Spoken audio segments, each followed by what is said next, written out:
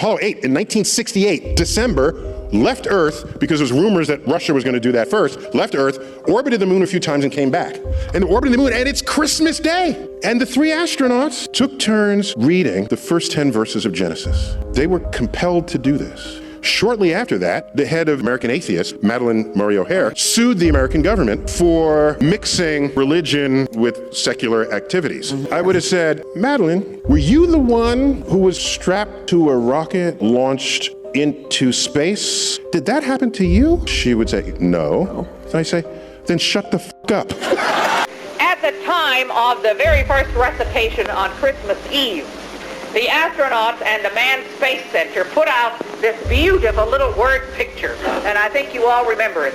They said, as that spaceship swung around the dark side of the moon and started to come back towards the Earth, the astronauts were overwhelmed by a spontaneous manifestation of religious awe, at which time they started to recite the Genesis. I have since found out that this whole thing was carefully pre-planned, something like 2.5 months in advance in Washington, D.C., and the astronauts were told to have this spontaneous feeling of religious awe at 7:31 p.m. plus 10 seconds, and it was printed onto the flight plan. And then those dumb bastards read from Genesis, which is part of the Torah, which is the Jewish book, and instead of saying, Happy Hanukkah, kids, they said, Merry Christmas.